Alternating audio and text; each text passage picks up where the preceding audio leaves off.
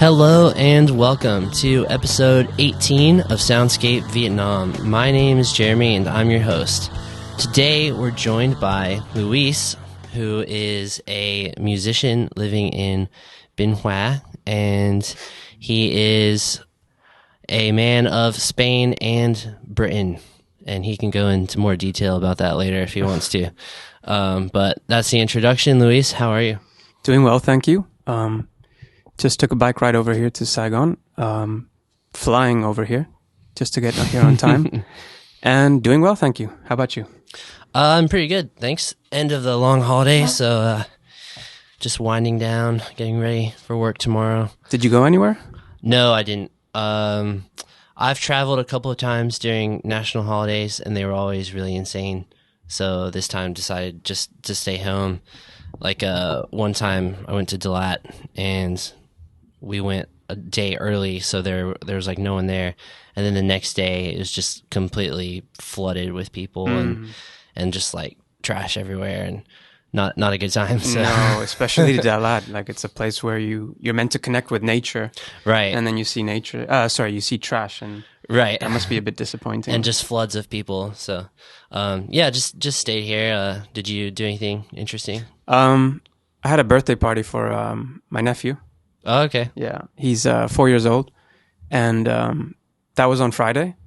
Saturday, I was just staying at home, taking care of my son. So nothing out of the normal, really. Yeah. Okay, cool. So let's start with why you came to Vietnam, because this is something that I always ask our foreign guests. Why are you here? And it's a question that people ask me too. Why are you here? So what brought you to Vietnam? So I've been a teacher for almost 7 years. And I had been working in Russia for 2 years. And I had a bit of a problem there with the company I was working for. So I decided to go back to Spain, start again. And I actually stayed 1 year doing absolutely nothing in terms of work, just living off my savings, playing guitar, dabbling a bit with other types of music, and jamming with friends, etc. And then one thing led to another, and then I was talking to a friend, and he said that he had come to Vietnam and how there were just so many job opportunities. So I originally wanted to go to Thailand, and the company that I had contacted, it's not an actual school, it's like an agency.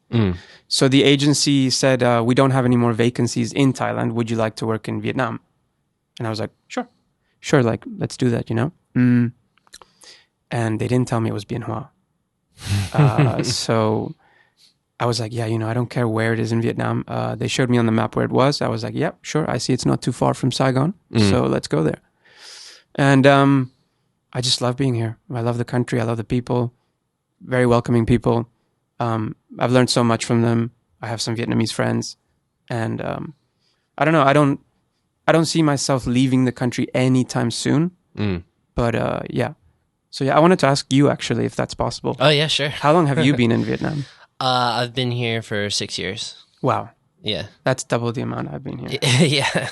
But still very short compared to the real long-term guys and ladies who've been here like 10, 20 years. Right. So I consider it like a medium length of time. Right. Like more than most people I meet, but still not to the level where like I'm kind of a foreign local, I guess you'd say. I see what you mean, yeah. Yeah. But yeah, same thing. I enjoy living here, and don't see myself leaving anytime soon. It's quite, I don't know. Because I lived in China as well. And it's a very hostile country. I hope any Chinese listeners, it's nothing towards you.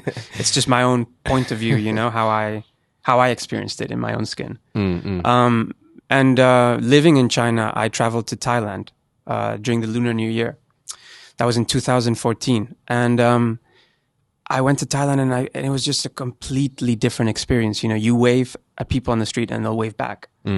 And you wouldn't get that in China. And I just want to point out that Thailand and Vietnam have that similarity, you know, where people are just very welcoming and you know, happy for the most part. You know, they're just very, I don't know, humble. You can learn a lot of good qualities from people here, I feel. Yeah, and their culture. Yeah, I agree with that. Even with like crazy driving, there's not a lot. There's not a lot of road rage. You know, people kind of brush off a lot of what happens. Which that's true. Sometimes maybe things shouldn't be brushed off, but I think it often leads to a more amicable ending to a situation than I see what you mean. What it may be in other countries. That's true. I mean, in China, there's the whole losing face. Right. Have you heard about this? Yeah, I've heard about it. I've only been to Hong Kong for like a weekend, so I haven't experienced like Chinese culture firsthand. Yeah. I personally didn't have any experience, but my ex-girlfriend at the time did have a bad experience. Like the director of the kindergarten school wanted her to do a play for 3-year-old kids, and they had to remember the dialogue. Like they had to learn their verses for the play. And so my ex-girlfriend at the time said, you know, I don't think this is going to be possible. And so the principal just smiled at her and just smiled at her instead of actually looking for a confrontation, you know? So yeah, in some instances it's actually better, you know, instead of actually creating that tension between people. So like, yeah. It can be a pro for some people, and it can definitely be a con for other people. Right. Sure. Yeah. And I feel like your experience living here is probably a good bit different from mine, just because of the location of where you are. So for anyone who's not really familiar with the geography of southern Vietnam, Binh Hoa is, like Louis said, about an hour away from Ho Chi Minh City on a highway. So you can take a highway straight there, right? That's right, yeah. You have 2 options. Yeah. And it's quite industrial. Man, it's very industrial. Yeah. It's dusty. It's like a post-apocalyptic industrial, dusty, lots of air pollution. It's actually Binh Hoa is known for their industrial zones. They have like 5 or 6 industrial zones, and you have factories from Korea, Thailand, Japan, India, and all sorts of like they produce all sorts of things, you know. But yeah, that's what it's known for. And supposedly, I heard they have a mental asylum or something like a mental institute for people that are, you know, that they've lost their mind. Right. But I don't know if that's just a popular myth. I've never seen it. And they escape or something? Maybe. I'm fine for now. I haven't been influenced yet. Right. So what would your kind of daily life be like outside of work? So I was working at a bilingual school, and I finished my contract at the end of June, I want to say. Yeah, end of June. And when I was working, I would get back home at 4:55, and that's when very specific time. Yeah, I'll tell you why though. The reason being, Kelly, my fiance, she has to go to work at 5. She has to be there at 5, and where she works is like literally 3 or 5 minutes away from where we live. And I get there and I get home. And then what happens is Kelly gives me our son, and then we kind of swap roles. So she goes to work. I've been working during the day, and then I take care of my son.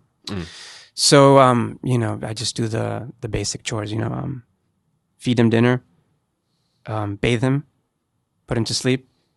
And once that happens, that's when I have like freedom. Freedom sounds wrong. It sounds like I don't have freedom. don't get me wrong.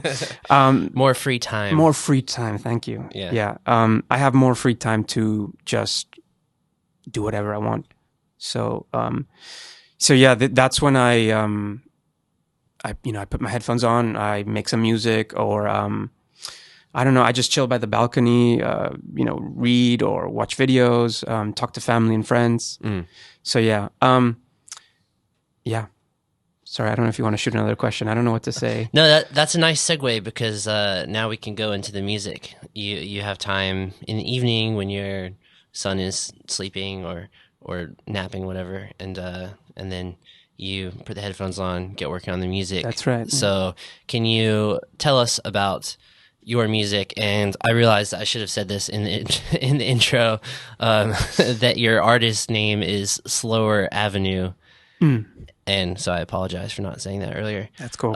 So Slower Avenue, can you tell me about that project? Yeah. Slower Avenue had no or has no real aim. Well, sorry. That sounds really nihilistic and pessimistic. That's not what I mean. When I first started with Slower Avenue, I had no aim to do any specific type of music. I just knew that I wanted to do less lovely-dovely type of music. Like in the past, I had a side project called Cuddle. So like embrace a person or cuddle with a person. And there's music on Spotify and YouTube of that music project that I had. And it was much more electronic, basically no guitars, just pads and keys and so on. And the voice was pretty washed out in reverb and so on. And yeah, the overall feeling or vibe that the music would give was that of like, you know, being with your partner, being at one with her and so on, you know, and finding the right person, blah, blah, blah. And then I would put music out, and I didn't really care, you know, as much as I do now about putting out music. And the reason being, in the past, I used to just put music out without considering, will people listen to it? You know, will they actually listen to it? So with Slower Avenue, two important factors were making music that was more introspective, more thought-provoking, instrumentally different, taking influences that I had in the past with other bands and just listening to music by myself. And what's the other thing? And the other thing was just to slowly put music out. You know, see what people say, see how people react. It shouldn't matter, but to me it does, you know, and it did, you know, because in the past it was just like, it's, you know, just upload it to the internet. And not caring much about anything, just like getting something off your back, you know. And now I'm just I don't stop making music. Like I have folders and folders of songs. Some I just have to literally just on the keyboard. I just do, it has no title to the song, you know. Some of them are like, oh, this one sounds cool. That's the title of the project on the software, you know. So yeah, it's just expressing differently with a different aim. Instrumentally different too, and the approach has changed a bit too, I would say. Okay. There are a lot of different directions I can go after. Go for it. After what you just said. So you have a large variety of influences, it sounds like. And from what I've seen on social media, you're involved with this group that promotes goth and new wave electronic stuff. So what are the influences on Slower Avenue, and then what are some of the influences you also had when you were growing up, musically speaking? Okay. Those are two different questions, but got it. They're related. Yeah, I don't know which one to start with. So let's start with the second question, the latter one. Okay. Influences, many. Obviously, the more traditional music, rock music. By that I mean like the Beatles. I remember my dad had a car where you could place CDs at the back, and you could place. It had a rack, so you could place maybe 5 or 7 CDs. And then when you're at the front of the car, you can choose the CD that you want to play, the album, right? And all of those were the Beatles. So you know, from the more traditional, typical ones to the more like elaborate ones from Sgt. Pepper's Hearts Club Band. Sgt. Pepper's Lonely Hearts Club Band. Lonely Hearts Club Band. Thank you, Jeremy. Yeah, that's the one. And so many other ones like the White Album as well. And so the Beatles were there. I think my dad kind of impulsed me to listen to music more, you know. And my uncle as well. He used to play the guitar a lot. He gifted me the guitar that he once bought when he was only 11 years old. And I don't know, there was this thing where through music I just felt better. And influences a lot of different types of influences. Like I like to this day, I will still listen to folk music or Bob Dylan, Donovan, John Baez, and then transitioning to bands like Patti Smith or the Velvet Underground. So I can listen to music that is, let's say, more stripped down. And then I can also listen, or I can enjoy listening to bands that are just like pure noise. Like Sonic Youth, Dinosaur Jr., those are bands for the 90s mostly. And then My Bloody Valentine, which is more like dream pop with like noise, a lot of noise. So I have phases. Well, I think everyone has phases when they listen to music, right? For sure. According to the mood they're in and where they're living as well. And and about the event that you mentioned, right? About the organization. It's called Other Voices. Yeah. And it's run by Thomas Galvez. He's a man from San Diego. Correct me if I'm wrong, Thomas. But I think he's from the West Coast. He's from California. And he's been trying to, I think he's been in Vietnam for almost 7 years. And he's been trying to promote different music because he doesn't see that type of music is being played in venues. Right. So hence why it's not just gothic, like goth rock, shall we say. It's like synthwave, dream pop, sorry, chill pop, and new wave and dark wave, like music that is not as much listened to or heard in venues, as I said. Yeah. Some of those genres, if you just like added an extra adjective to the name, I probably would believe that it's a real genre. Yeah. Like dark wave, I literally never heard that until you just said it. You even have cold wave.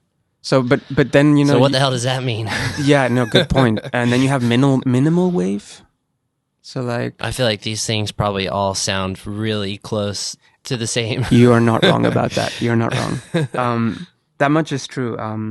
Like you're right about that. If you listen to dark wave, you have to listen to. You should differentiate between what is dark wave now to what sounds or was dark wave in the past, without it being dark wave. And that's what I hate about music tags.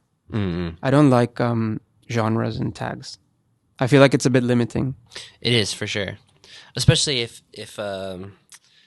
there are people, whether they're listeners or from labels or concert organizers, they're all different in the way they perceive music, but they're often all looking for, a certain genre.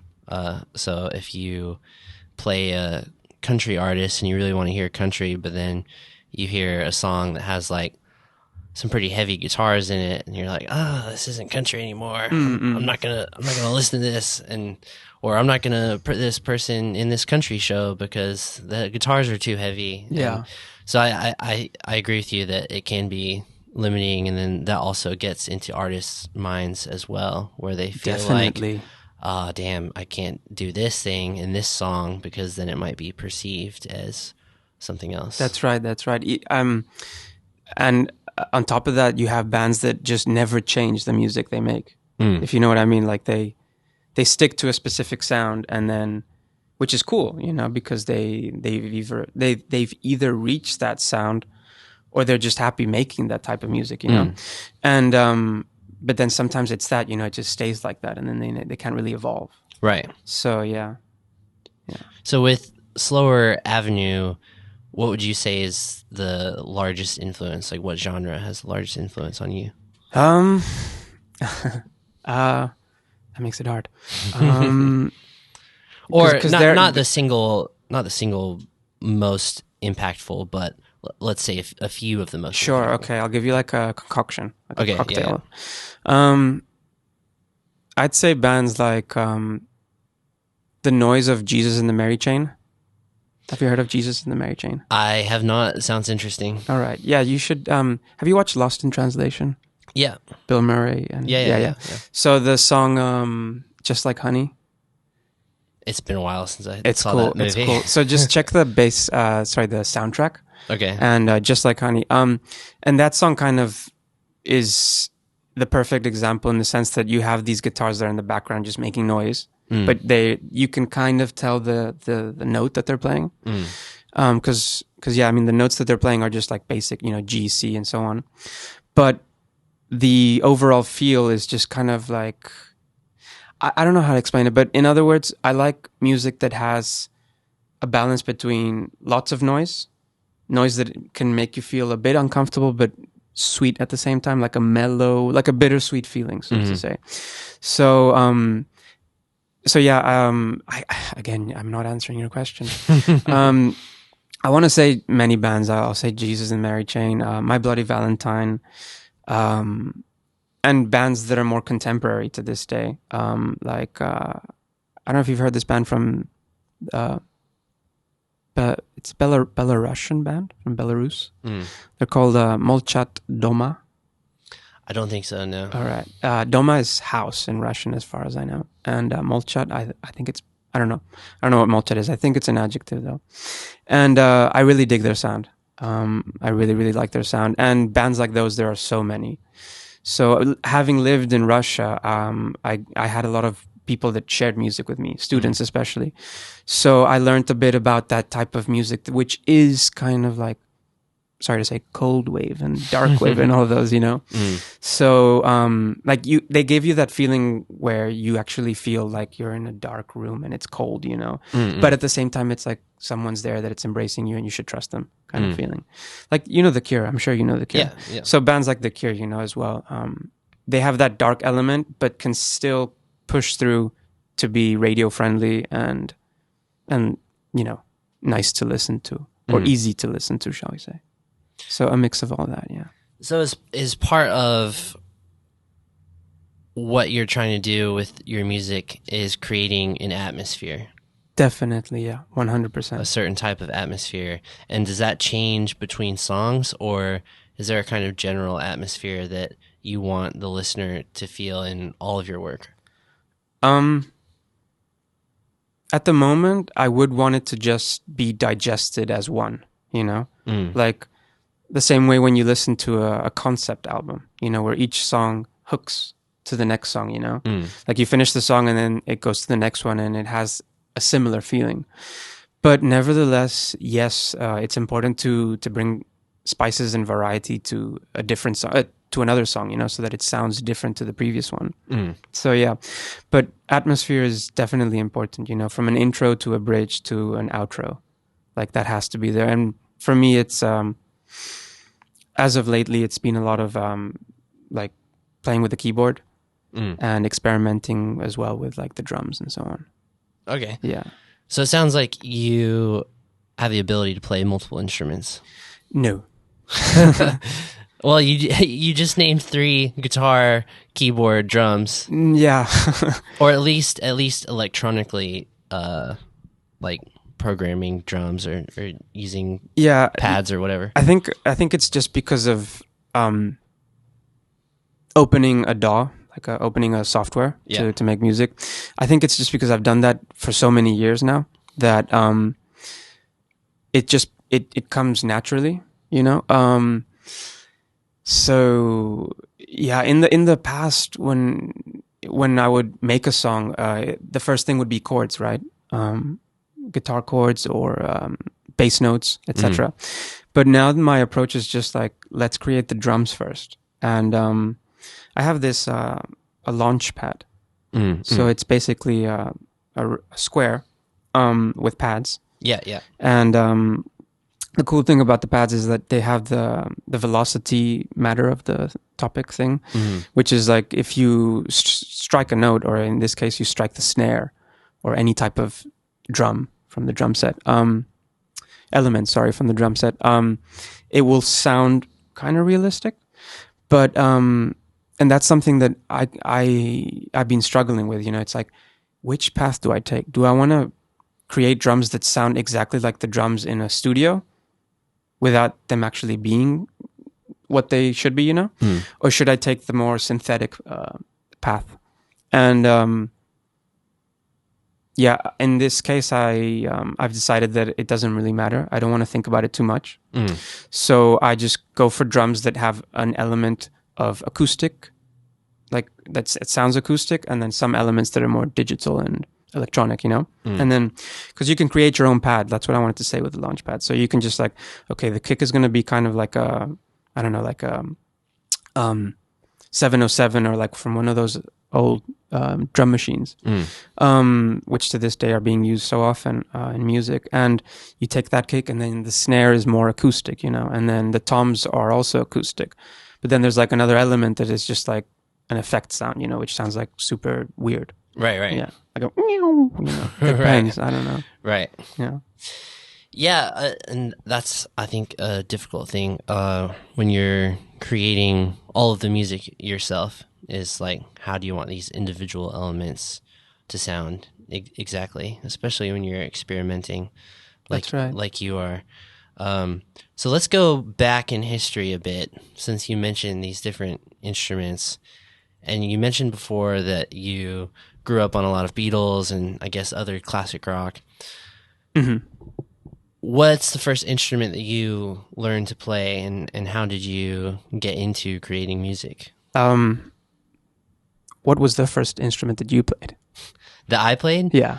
Well, I was actually a singer for most of my life, and then I asked for a guitar for my birthday or Christmas, because I wanted to accompany myself and I wanted to write songs.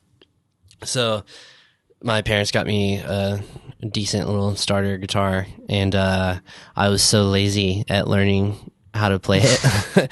So it actually took me years until I could play full songs, because I just would let it sit for months and then start teaching myself again. And this was before like YouTube had millions of guitar videos.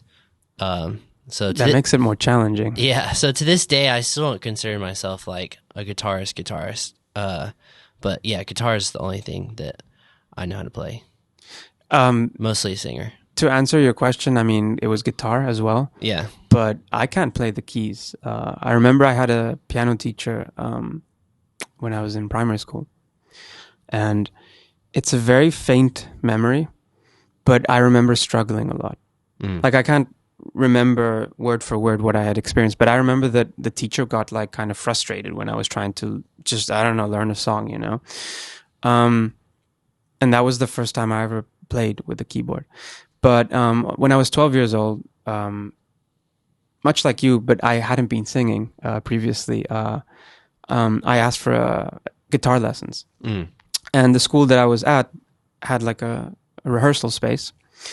And they would give you an electric guitar and you could just practice for an hour with a teacher. And he asked me, what songs do you want to play and stuff? So I would just say like this and that. And can you believe he would just open ultimate guitar tabs, which I think many guitarists here know, or people that are starting to play the guitar will know. Right. And yeah, that's how it began. But I feel like, I don't know, I feel like you learn most or the most when you play with people. Yeah. Even people that are like super, super experienced, and that's the most important part of learning, I feel, because then they will tell you, like, look, you should try this instead, or you should perfect that, or take away that note and try this note, and I think that's something that that is really important. And I don't have that when I make music. I don't have anyone that will say, no, don't do that, which is good and bad, I think. Right, because you don't have judgments of your bandmates, but that's right. Also, if you do something that 99% of people will not like to listen to, yeah, but you're that 1%, then there's no one to say, hey, maybe cut that out. Yeah. Okay, so we're just talking about doing solo music. You kind of just don't care necessarily what other people think, because it's your own output. But I believe you mentioned before the podcast that you were in a band or multiple bands in Spain. That's right. So what did you do in those bands, and what was your experience like? Yeah. So when we say multiple, it's actually from the same band. So like the Okay. band, shall we say, mutated or became Okay. dismembered, Right. without sounding too gruesome. So the first band that I ever made with my best friends, we were called the Laid Backs. So like when you laid back on a sofa. Right. And it was just your typical bass guitarist. Bass guitar, two guitars, electric guitars in this case, and a drummer in this case. So yeah, and I used to sing, and I used to play rhythm guitar, and one thing led to another. A member had a baby with another member of the band, and Oh, okay. yeah. And we were quite young at the time. We were 17, 18. And but yeah, we played several concerts. Like I remember we once played at a clothing store. They had like That's really random. Yeah, but it was epic. It was epic. They asked for like an encore. And it got pretty crazy. And I don't even remember what I was playing. I know I was playing in D. That was that was the note. Just strumming different things. Yeah. And yeah, that was we didn't get like much recognition because when I say that I'm from Spain, I lived in Gran Canaria. I don't know if you've heard of the Canary Islands. Yeah. So they're off the coast of Africa, north of Africa. And they're closer to Africa than they are to Spain. And the music scene there is okay, but the chances of you being able to play are very limited. So yes, you have venues that are like, they have everything, you know, they have an equipment to play and so on, and there are people there that will listen. But the overall goal of people that make music in the Canary Islands is to go to Madrid, to the capital. Right. And that's where you kind of rocket off, you know, you launch. Right. So we were young, you know, I mean, I was finishing high school. So yeah. And that band, as I just said, like, because of that situation, it was reduced to just 3 people, without a drummer. And we made a recording. The band changed to a different name. We were called Nile, from nihilism. And it did become darker, we could say. And there's an EP on Bandcamp. Okay. Yeah. Cool. Go check that out. Yeah. It's called Mental Refraction. Okay. Yeah. And there are 3 songs there, and that was it. Like, that was the end of the 2 bands that I played in. And that was a while ago. And then I went to China, Russia, blah, blah, blah. And then I never stopped making music then, by myself. Yeah. And of course, you know, when I came back home, I would meet up with my friends and jam, like, for sure. But ever since then, when I went to China, that's when I bought a Epiphone SG. And I bought a sound card. I don't know, I got like a bundle of things. And I remember sending a picture to my friend. He said, you can start recording, you know? And that's like, okay, great. And yeah, and then that's when I started recording just for myself and without a band, shall we say. Yeah. Right. That's how it was. And how have you learned to do recording and producing? Yeah, so I studied sound engineering for 2 years in Spain, and that was after China. So I was teaching in China for a year, and when I was there, I was like, do I want to be a teacher? You know, like, do I see myself doing this for years and years to come? I enjoy it, you know, I really do to this day. But I wanted to pursue something that I really, really had a passion for. And in this case, it was making music, you know, and producing and so on. And so I said to myself, okay, I'm going to go back to Spain. And I studied sound engineering for 2 years in Granada, which is in the south of Spain. Beautiful city, if any of you know about it. Joe Strummer from The Clash fell in love with that city, the singer of The Clash. And yeah, very special city. And I was there for 2 years, almost 3 years. And that's when I started to learn how to record, to record music, that is. Did you go to like a university or a school for that? It was a school. Okay. Yeah, it was a school. It was a media and communications and audiovisuals school. Yeah. So they had like a big pro studio. Yeah, they where had you could test everything. Yeah, and they would test you. Like they would take us to venues, to theaters and stuff, and we'd have to set up all the the system, the PA, and the whole audio equipment and stuff. Right. So I have some knowledge about it, but I'm not like the highest connoisseur about it. Yeah. Like I'm interested in it, shall we say? Like, Yeah. I really like when in this rehearsal space now, the first thing I'll do is just like, wow, look at that, look at that, look at that. Like I'm very curious when it comes to hardware. Right. Yeah. Yeah, I'm actually kind of a hardware nerd too, even though I Nice. don't think I know nearly as much as you, but I do like just browsing online, looking at stuff that I can't afford. Yeah. It's kind of like a torture, isn't it? Yeah. Like, oh, I wish I could buy this $1,000 stage monitor to take to every gig with my band, but Right. it's like, no, I'm not going to do that. You should just get a credit. Consider getting a credit from the bank and then maybe doing it. Yeah. Can I get a loan for a stage monitor? As far as Vietnam, do you have plans to do live shows? So you did a live show recently at Soma in District 2, and that was with other voices. Yeah. So do you have plans to translate all of these sometimes crazy recordings that you do at home into a live experience?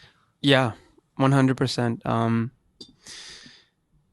I feel like there are many people that I mean, like me, just make music and it never leaves the front door of their house. Right. And that's kind of a pity. And I wouldn't want that to happen. And then after this concert, that the one you mentioned, it made me realize that this is the time, like especially after COVID, considering that the measures here are much more relaxed. Yeah. And places are open and so on. So I've already started, like, I think I made a post in the musicians group chat in Facebook. Yeah.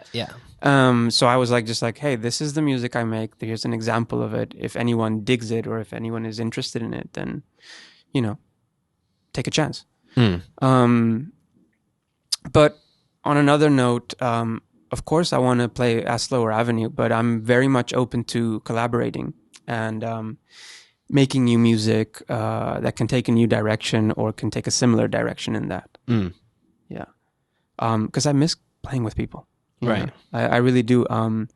As much as I love making the music I make, as I said before, it's also interesting to have people, put, with their input to see what they have to say and create that music, a new type of music, or, well, not a new type of genre, but like new music compared to the music that I have personally been making, that is. Right. So.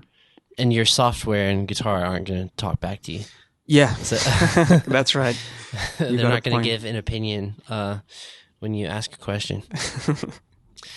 So yeah, I think that you touched on something that is really cool right now in Vietnam, that post-COVID, there's kind of this injury.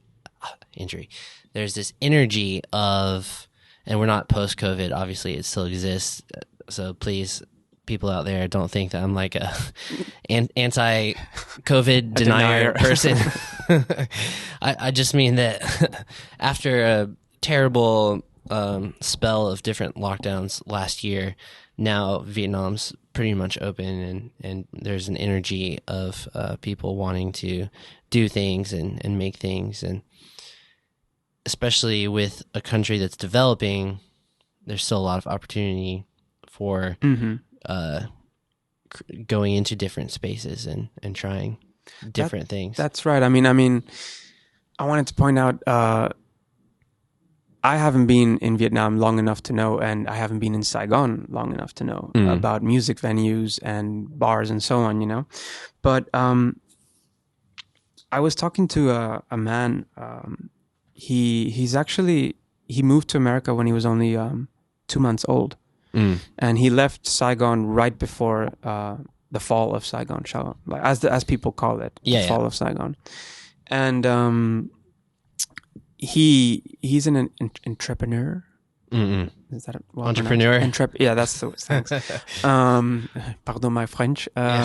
So he's organizing, or he has lots of different venues. And I was talking to him, and I sent him my music because he asked for it. And he says, if people like it, then we'll contact you back, But what the specific places or venues that he has are like bookstores, or like a warehouse, where they do different types of events, but it's not necessarily a catering service like a restaurant or a cafe or a bar. So that would be pretty cool, like having a collective of people. And I'm no one to say this because I haven't been in Vietnam long enough to know if that's possible. But it would be pretty sick to have a collective of bands and people that can share a space, and then mixing genres and having nights where they different bands play and stuff. I think that would be pretty cool. Yeah, that's a great idea, and that's something I've thought about myself too. Yeah, cool. And I've seen from my experience, and again, even though I've been here longer, I'm still not like by any means an expert. What seems to be the most kind of diverse shows are shows that people organize themselves, right? And instead of having like a rich organizer who does it, it's to me it's cooler when bands or artists come together and make something happen, like, instead of having to rely on some businessman. DIY? Yeah, like DIY. Yeah. Exactly. I completely support that too. Yeah. And is that something you've ever done? Like, well, prior to being here? Yes, but technically no. When I say yes, it was at my friend's cabin in the woods in Spain, and we just got a group of people that we didn't even know. When we put out like an invite with an RSV. I don't know how you say that. RSVP. Yeah, RSVP. Thank you. To see if people would come and stuff, and there was a big amount of people, but it's not the same. It's cooler when you actually find a spot that is within a city or downtown, right, to play songs and stuff. Right. Yeah, house shows are a pretty common thing in America. And I don't know how it works exactly because I've never done it, but it seems to be really popular. What is the house work? Sorry, I don't know. House show as a DIY thing. So like, I guess if you don't have equipment, you rent it, and then you have a bunch of cheap alcohol, and you just like ask people to pay at the door when they come in. So a band plays. It's at a house. At literally someone's house. Oh, okay. I know what you mean now. Not like a venue, but actually someone's house. Got it. And that happens a lot with like indie bands, and I think that's bigger with punk, like punk and ska and that kind of universe of music. Right. That's more of a thing. Or like going to an abandoned warehouse or something. That's pretty cool. Yeah, that is cool. The problem here is noise enforcement is actually pretty serious. So my band did a show at Soma actually several months ago, and the police came and they told the manager like, "Hey, this is too loud. You gotta turn it off or make all these people leave." And there may or may not have been monetary instruments exchanged between the two parties. I don't know the specifics about that, but the police went away and let us finish the show. But that's nice of them. Yeah, thank you, police. But that's a concern here, is that sometimes rock bands can get shut down. That's unfortunate. I'm sorry to hear that you have to go through that, because that's an uncomfortable situation to be in, like in the middle of a gig. Yeah, although that happens that happened before our set, so Oh. it was resolved. Wow, so then they had no reason to say that. Well, there were 2 bands that played before us. Oh, got it. Okay. Yeah. That makes So sense. Right. so that can happen sometimes. Yeah. On that note, I've heard it from several people. And I guess you do have to respect it, but there's always a certain time where you can make noise. I mean, worldwide, that is the case. You know, there's a standard. I think you can reach 130 something decibels until a specific time of the day, you know? So I think like 10 p.m. or 11 p.m. in certain countries. Right. So, yeah. But I don't know. But I mean, I sometimes have karaoke, right? Well, yeah. With, you know, and you know it. I mean, there's no course. point in continuing what I'm going to say, but it's like, it's loud, you know? It's extremely loud. And like the echo, you've probably felt that, right? Like with the vocals, it's just like it resonates, and it doesn't matter if you close the windows to your apartment or house, it's still gonna be like boom, boom, boom, you know? Absolutely Loud. And it's like they have some kind of super reverb that they put on whatever system they're using, and then there's also like extra reverb from bouncing between the concrete buildings. Yeah. And so you just get like this crazy spacey thing that actually might be kind of cool to use in a song. It does remind me of like Indian music at times. Yeah. Especially when there's a woman singing. Right. Where they do that kind of natural like vibrato thing with their throat. Like the Mongolian chant as well. Like yeah. Thing. Yeah. Very cool. But actually, yeah, now that you say it, it'd be cool to sample, you know, and then That's what I was thinking. Yeah. Yeah. Don't steal our idea or his idea. You could put that on your pad, like karaoke singer is this green button. Yeah. Just like, and then like change the pitch, you know, and the speed, and then have like a drum track in the background and stuff. Right. Yeah. Right. That's a cool idea. Okay. Modulate it. Yeah. There's actually there's a woman that I interviewed. Her name's Maggie Trat, and she's half Cambodian, half Vietnamese, but she was born and raised in Australia. Okay. And she just released some music that samples traditional Cambodian singing that is kind of like that, like kind of wailing. Okay. Sort of. Yeah. So you can check that out, and any of the audience members, you can check that out. Cool. I need to ask you the name once we're done. Yeah. Yeah, because I didn't catch on to the name. Yeah. I'll tell you again. Yeah, and that's another cool thing I think about making music yourself is especially in the electronic sort of space, or it could also be like hip hop, is sampling different things and you could take any random sound and then make that into a song if you wanted to. Yeah. And it gives you the it gives you kind of like a starting point at times, you know, like what you just mentioned now, like that idea. That could be the beginning of a song already, right? And it's not even like we don't know the beats per minute, we don't know anything. We just have that idea of like taking the sample of a chant, right? And it can be inspiring, you know. I myself haven't really dabbled with that, with like, you know, samples, but I do like weird noises, you know, or like tweaking noises and taking noises to a limit. So yeah, so if you look at the pedal board that I have for my guitar,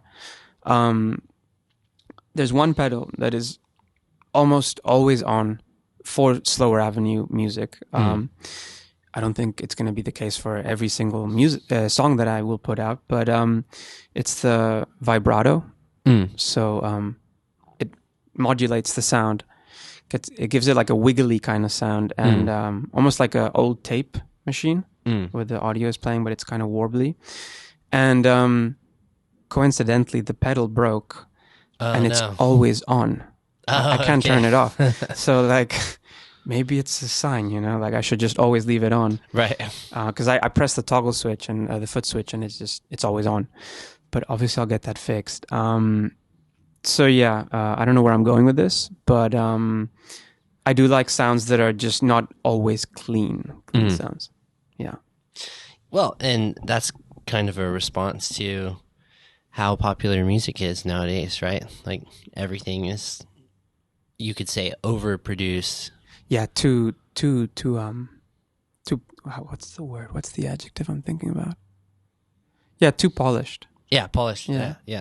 Yeah, I agree. exactly. It's like every little thing you can hear individually. There's not always a lot of blend of the instruments, like how instruments should be complementing each other. Probably because they weren't even recorded in the same day. They're just like recorded in different $1 million studios and then shoved together. Yeah. And we're talking about like the top kind of popular music. Yeah. That it just feels like it's too clean. And we even have people that are singing lyrics that they didn't even write. oh yeah, Yeah. I know it's a different topic, but it goes hand in hand. Oh, I could talk about that for a long time, but because I write all my own lyrics, and I always really appreciate people who write their own stuff. Which rappers they get a lot of shit, but most rappers, they get a lot of shit from like music snobs, but at least 99% of the time they're writing their own stuff. Right. Like most rappers are writing their own lyrics. I think some of the top guys like Drake probably have a few ghostwriters. Yeah. I mean, who knows? But yeah, maybe. Yeah, I think so. I remember seeing about that. There's some controversy. We've gone like to many different topics, but I want to finish up by asking you about some of your goals as an artist, short term and long term. And I know that's a really open-ended question, but just some of the first things that come to mind. Sure. So at the moment, let's talk about short term. Okay. I do plan to put out an EP. Nice. Maybe like 5 or 6 songs. I already have 3 songs that are polished. And those 3 songs have lyrics. Everything is pretty ready, like I just have to keep mixing, and I'm considering mastering my songs, so sending them over to a mastering house or production house in the UK. I've been looking at certain, because you have to find the person that can understand the sound that you're making, in the sense that they know what you're trying to go for, Right. And that's always very important. So, and I've never done this before, sending my songs to be mastered. But the reason is I want to master 5 or 6 songs and put out an EP before 2024, or if not, January or February of next year. Okay. And I'm looking to make a music video for one song, and it's like hella expensive.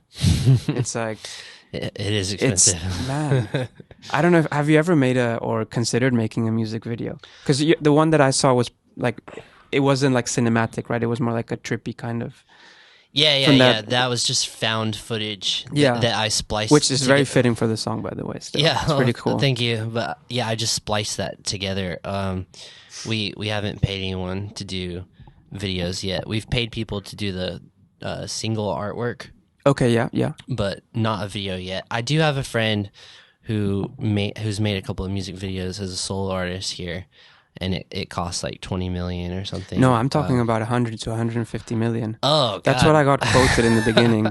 But wow. I know, okay, man. That's crazy. And this man in question, very sympathetic man, sympathized a lot with my situation. I told him, look, I'm not Harry Styles, like I don't want to be listened worldwide. Of course, I mean, I do, but it's not like everyone is listening, right? And it's not about fame for me. It's just art for the sake of art, just you doing enjoy it. Exactly. Yeah. It's like the way that I express myself, in life.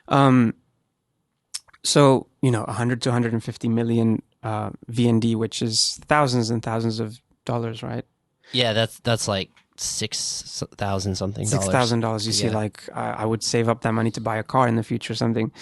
But yeah, so he squeezed it down to 40 to 50, and then I was like, and he was like, okay, yeah, we can, lower it. And I was like 8 to 10, and he was like, 10 to 15, and I was like 8 to 10, and he was like, okay. And then yesterday I mentioned this to my fiance Kelly, and she was like, no. And I was like, but please. And she's like, no. And I'm like, in hindsight, I understand. Yeah. So long live DIY. I'll find my own way. I'll buy a camera, you know, which will then kind of equate to Mm. it won't equate, but I'll save up much more money, and I'll find people, and who knows? I mean, I might just find a person that is altruistic and nice and wants to do it because it comes from a good place, you know. But business is business, and we need to respect that. So yeah, music video for that song, and cover for that song as well, which is already in the works. I'm working with a local artist. Really cool stuff. I can show you later on Instagram. Yeah, sure. And yeah, she's working already on the cover. And once the cover's done, and hypothetically I can make a music video for that song, that will be the first thing. So just slowly, you know, squeeze the songs out, release several songs, and then put out an EP by, before or after 2024. Okay. Yeah. Any timetable on this single that you just mentioned? The one that has the cover art going? Oh, yeah. Oh, you mean when it's going to come out? Yeah. Well, if there is a video clip, question mark, I don't know. Right. You know, incognito. But if there is no music video, then it could come out in November, October. Okay, Yeah. great. So, yeah, the song is titled Hell and Gone. And, yeah. Sorry, you haven't asked me any question about the song, so I'm not going to say much more about it. But the song is, I played it at Soma the other day. And, yeah, that's all I can say. What's it about? It's about duality and heaven and hell coexisting. Okay. You know how, I mean, I don't know if you are religious or if the people listening are religious. There will probably be religious people. I'm agnostic, so I believe, but I just don't believe in the religions that currently exist. Doesn't mean I don't respect them. You know, I completely understand them, and you know, I mean, my family's Christian, you know, and I was an altar boy. So you know, there's nothing like I'm not like you know, anarchist, atheist, you know, non-believer, but I do believe that good and evil coexist, you know, within, there's no like separation between one and the other. And it's just a duality. It's the whole like yin and yang kind of thing, you know, like where there's good, there will also be bad and evil. And yeah, the chorus says like, hell is empty, all the devils are here, you know, like there's evil on planet Earth and so on. So yeah, it's not like a philosophical song, you know. It's not gonna take much thinking. It sounds philosophical. Well, yeah, but it's not like how can I say? It's not like it's kind of like the fact that where we are nowadays, you can see it. You know, there's evil all around, and it's right in front of our face. And even the good people that act like good people are actually evil, you know. So that's just my point of view about that. Yeah. Okay, so that was the short term, and what are some of your long term goals as an artist? Long term, collaborate with people, make new music, form a band. Pardon me. And kind of see the reaction that people have with Slower Avenue. I would be really, really interested in having people join the project as well. But given the circumstances, you know, I live in, you know, Bien Hoa, which is like, there's not much culture going on there, you know, and there's not much activity in terms of music. Besides like VDM and EDM music. Yeah. So yeah, long term, keep going with Slower Avenue. I'm not going to stop, you know. And I do think that the sound is going to change. I can't say like, oh, it's going to sound like that, but I do want it to change. I don't want it to always stay in a similar tone, you know. So after this EP, the next song or so is going to be different because I mean, as I said before, I have like this box folder of songs on my computer that are very different between one another, you know. So maybe pick up an acoustic guitar and start with the acoustic instead, and you know, we'll see where you know, wherever the wind blows. Okay. Yeah. Cool. So everyone be on the lookout for any news about the next single or about the EP. We hope that comes sooner rather than later. And it was nice talking to you today. Thank you for having me, Jeremy. Is there anyone that you want to give a shout out to? I usually ask the guests that. Oh, wait, before you do that, I just realized I was about to miss a whole segment that I do in every episode. This is what happens when you don't have an outline for the podcast episode. We've been freewheeling this whole time, and I almost forgot a segment. I'm intrigued now. Okay, so this is called Quickfire, and it's 10 questions of either or. So okay, I'll just give you 2 options, and you choose, and you don't give any explanation. Noted. Yeah. Got it. Okay, so this is Quickfire with Luis, aka Slower Avenue. So number 1, coffee or tea? Tea. Mountains or beach? Mountains. Party at the club or quiet night at home? The second one, please. I thought that would be your answer, but I wrote that before meeting you. So, the Ramones or the Clash? Oof. The Clash. Difficult though. Bun Ba or Pho? Pho. Okay. Travel by train or by bus? Train. Dogs or cats? That was difficult.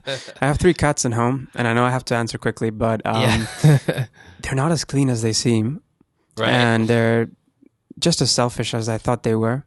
But they're so mystical, you know? Right. But dogs will be there. Dogs are loyal. Dogs understand when you're feeling down and when you're hyper and happy. So I'm going to go with dogs. Okay. Yeah. All right.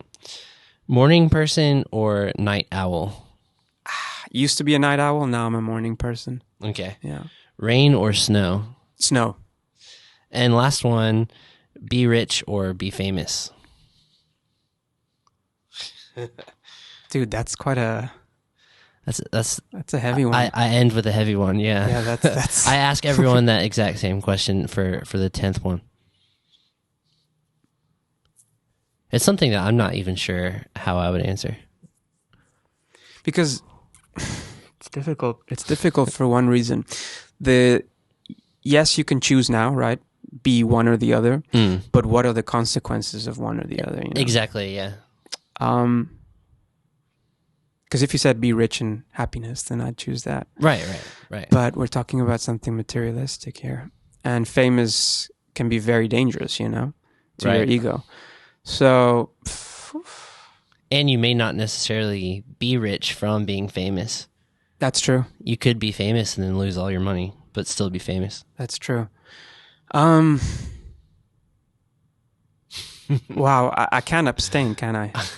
No one has ever not answered the question. Okay, crap. Okay, let me answer then. You've thought about it way more than everyone else, which I think just shows that you're a careful person. But yeah, I tread carefully sometimes. Fuck. I'm a modest person too, you know. So like, I'm content with what I have, kind of thing. Right. But of course, I'm ambitious. I'm gonna stick with be famous. Okay. Because, you know, when this chapter of my existence fades away, I kind of want to be known for something instead of just being rich, you know, and sure what it leads to or whatever. Sure. So I'll stick to be famous. Yeah. Especially with creating some kind of art, you know. You have people who might say, "Oh, like I'm a purist. I only do the art purely for myself, 100%." But that may be true in some ways, but you also want someone to appreciate it. You want recognition. It's a good feeling if 1,000 people say to you, "Hey, this is good," and then 10,000 people or whatever, like that that's the line. 10,000, no, cut off. So it is nice to have some recognition of I agree. of your hard work. Yeah. That's right. Yeah. Okay, so that's Quickfire with Luis, aka Slower Avenue. That's the longest one that we've had so far. Which is no problem. Sorry. I like that you challenged the question. That's good. Everyone else it's like 5 seconds. So then it's the last slow fire then. slow Quick fire. slow quick fire. So then the last thing I do is I ask if the guest wants to give any shout outs to anyone who has made it this far listening. Okay. Thank you for listening. Thank you for joining us. I do want to give a shout out to Thomas from Other Voices. Okay. I think without him, it wouldn't have been possible to do what I did last weekend. And it kind of motivated me to play live because I hadn't considered that before that. Right. And a shout out to my friend Carlos, to my friend Enrique, and other friends back home, and a big and warm embrace to my fiance Kelly and my son Silas. So yeah, Okay. love you guys. Nice. And thank you. Well, a big shout out to Jeremy as well. Oh, thank you for producing this interview, which you don't see around much in Vietnam. So, as far as I know, I have the only English language music focused podcast in Vietnam, which I don't know if that means anything. It does.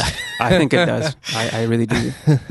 I've tried finding others. I don't think it exists. So, thank you for that. So that is episode 18 of Soundscape Vietnam, highlighting the music makers from the north to the south. And I'm your host, Jeremy, and today we were joined by Luis, also known as Slower Avenue, who is doing some cool stuff with his solo music, but is open if anyone is listening to collaboration. And also, if somehow you're a venue owner listening to this, get in touch. All right, thank you for listening, and as always, check below wherever you're looking at right now so that you can see links to Slower Avenue and any other things that Luis wants to share. So thank you. Signing off. Peace.